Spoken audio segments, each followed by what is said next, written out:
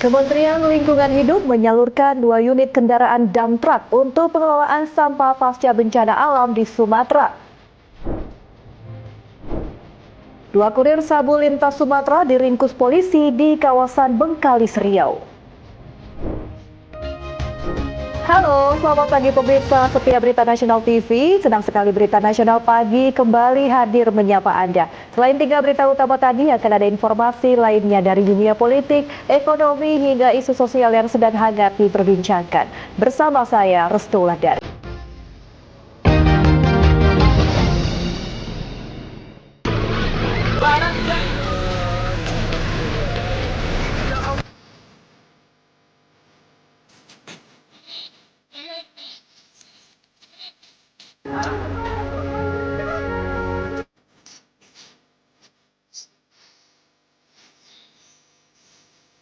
Kita awali Berita Nasional Pagi dengan informasi terkait bencana. Pemirsa, Kementerian Lingkungan Hidup menyalurkan bantuan 2 unit kendaraan dump truck untuk pengelolaan sampah pasca bencana alam di Sumatera.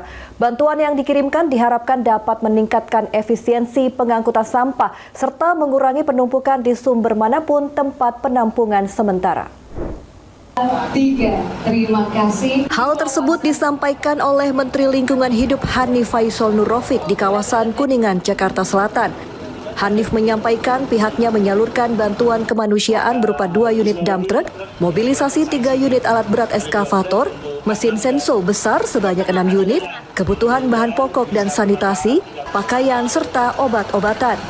Bantuan yang dikirimkan diharapkan dapat mendukung kebutuhan dasar masyarakat dan percepatan pemulihan pasca bencana. Harapkan untuk penanganan sampah ini tentu ya komisi yang akan ditangani melalui aspirasi daerah oleh Komisi 12. Kemudian di sisi kami juga kami akan fokus sebagian besar untuk mempercepat penanganan pengelolaan sampah.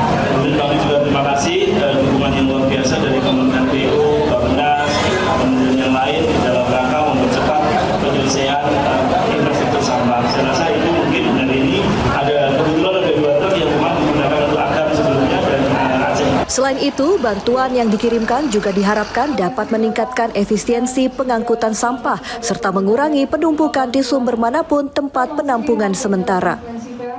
Dari Jakarta, Tim Liputan Berita Nasional TV. Polda Sumatera Barat kembali menunjukkan komitmennya dalam respon cepat dampak bencana yang melanda sejumlah wilayah di Kota Padang. Kapolda Sumatera Barat Irjen Pol Gatotri Suryanta memimpin apel pemberangkatan personel sekaligus melepas lebih dari 200 paket bantuan untuk didistribusikan secara mobile ke 5 titik terdampak bencana.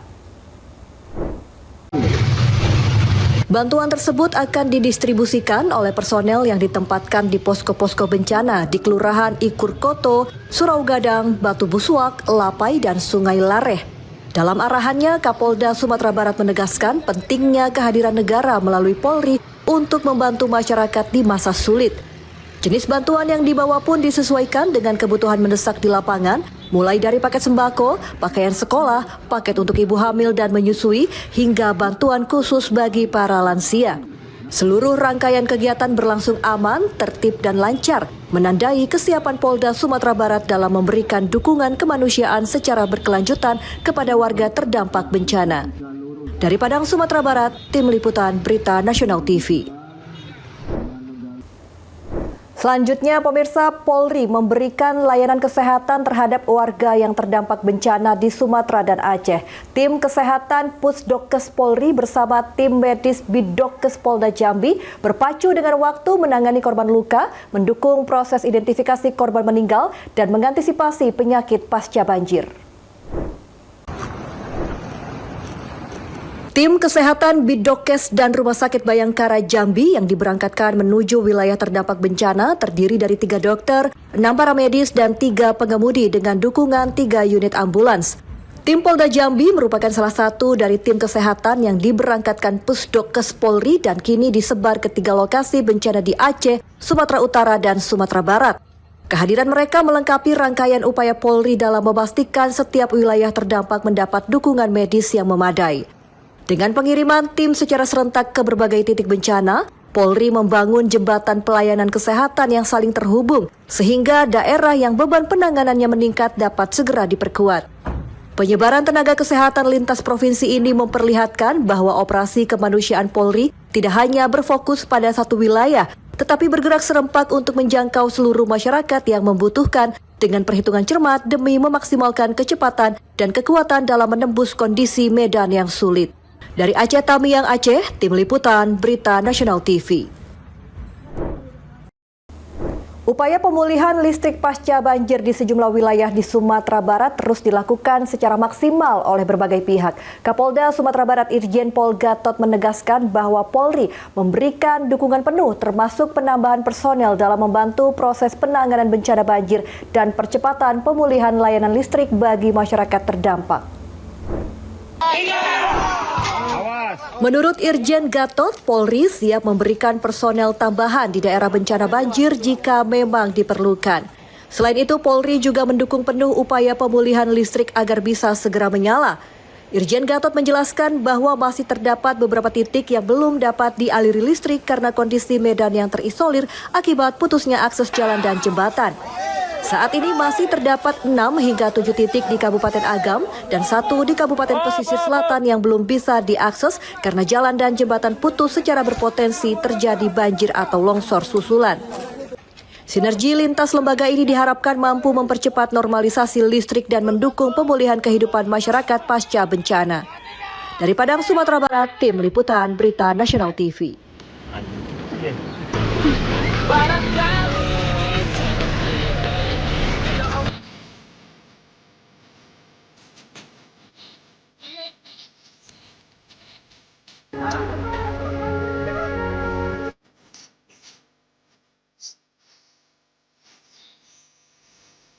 Kita beralih ke informasi lain pemirsa. Menteri Sosial Saifullah Yusuf menegaskan komitmen pemerintah untuk memperkuat program pemberdayaan masyarakat melalui skema graduasi bagi keluarga penerima manfaat atau KPM. Menteri Sosial menilai keluarga penerima manfaat ini telah siap untuk naik kelas dan mandiri secara ekonomi. Dalam acara graduasi penerima manfaat di DKI Jakarta, Menteri Sosial menjelaskan bahwa program pemberdayaan ini menjadi langkah penting untuk mengurangi ketergantungan masyarakat pada bantuan sosial.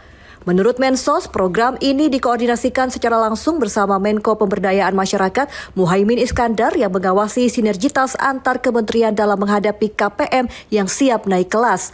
Kemensos menyatakan bahwa tahun 2026 akan menjadi tahun ekspansi program dengan target sedikitnya 400.000 keluarga penerima manfaat di seluruh Indonesia siap digraduasi. Target ini didasarkan pada jumlah pendamping Kemensos yang mencapai 40.000 orang, di mana setiap pendamping ditugaskan mendampingi sedikitnya 10 KPM. Mudah-mudahan ini ya, kalau tidak ada halangan target kita itu 400.000 minimal keluarga KPM atau keluarga penerima manfaat yang akan graduasi. Kenapa? Karena kita targetkan satu pendamping minimal 10 KPM. Kita memiliki hampir 40.000 KPM. Sehingga target 400.000 keluarga penerima manfaat minimal bisa graduasi di tahun 2026 mudah-mudahan bisa terpenuhi. Kementerian Sosial menjamin bahwa stimulus dan pendampingan bagi KPM yang digraduasi akan diteruskan oleh kementerian terkait agar masyarakat yang lulus program pemberdayaan benar-benar mampu mandiri dan tidak kembali menjadi penerima bansos. Dari Jakarta, Lydia Junita, Galuh Anggara, Berita Nasional TV. Dan selanjutnya kami Dua kurir sabu diringkus polisi. Informasi selengkapnya usai jeda Berita Nasional Pagi segera kembali.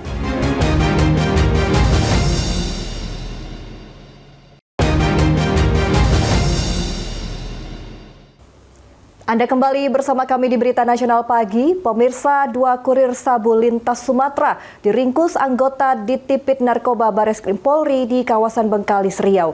Hasil pemeriksaan ditemukan sabu siap edar seberat 8 kg.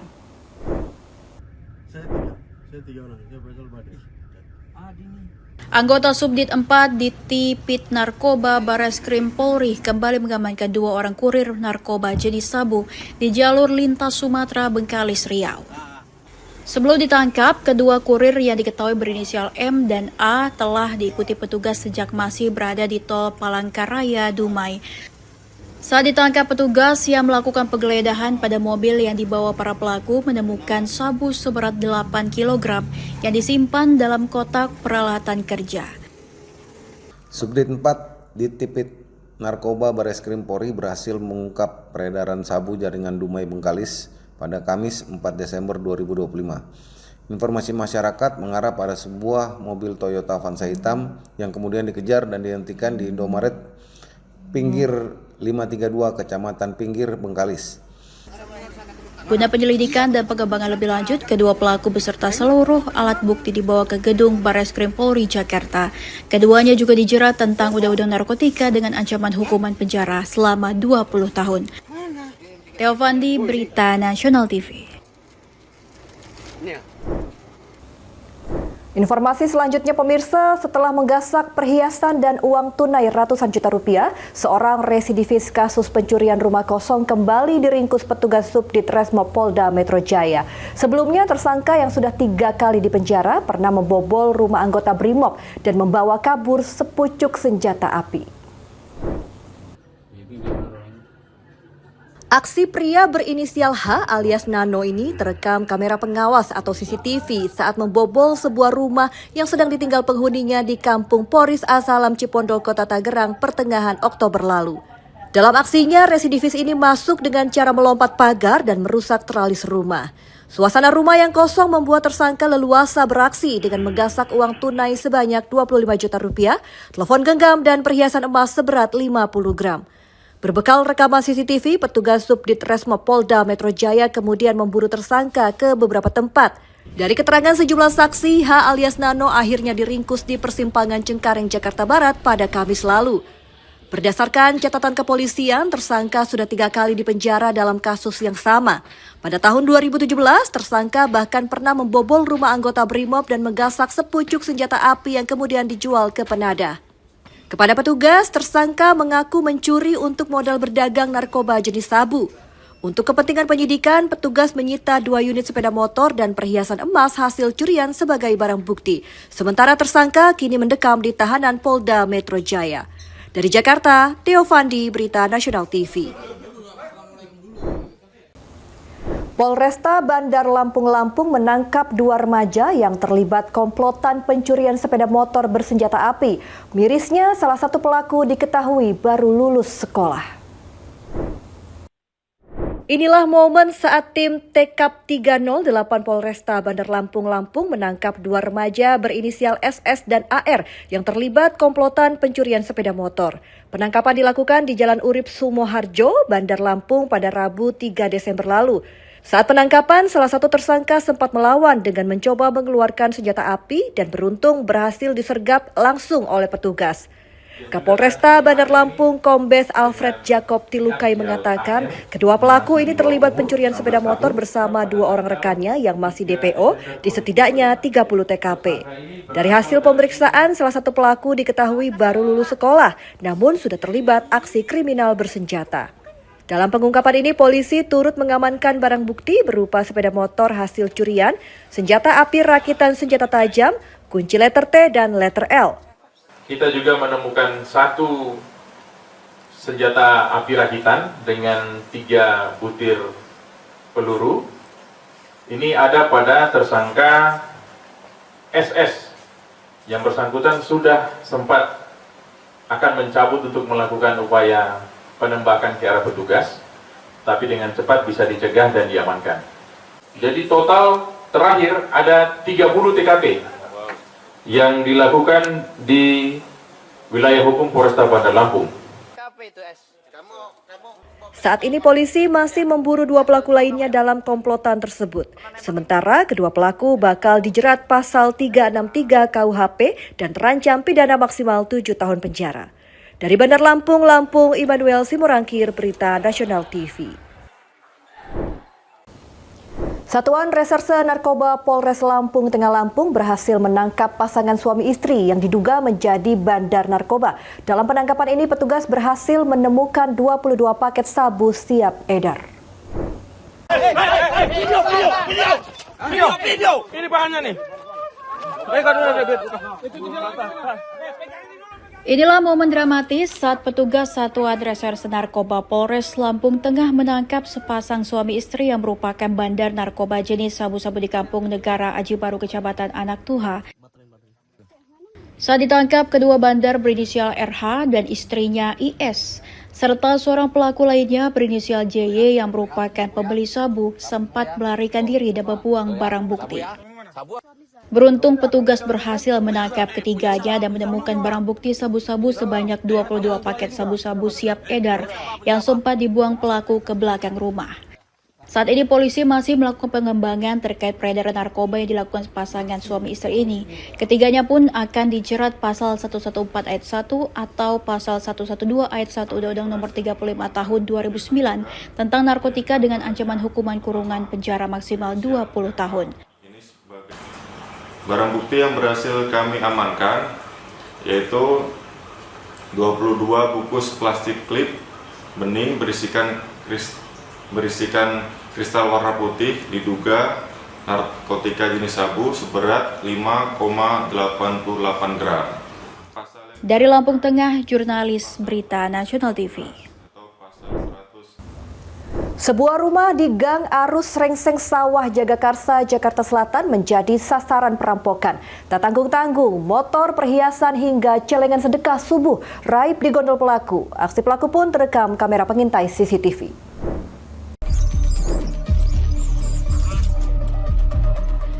Inilah rekaman CCTV saat seorang pelaku perampokan berusaha menjebol rumah dan membawa kabur motor dan barang curian lainnya. Aksi perampokan yang terjadi kemarin membuat korban kehilangan nyaris seluruh benda berharganya. Tak tanggung-tanggung, barang curian yang berhasil dibawa kabur pelaku mulai dari sepeda motor, perhiasan emas, jam tangan, telepon genggam hingga celengan sedekah subuh.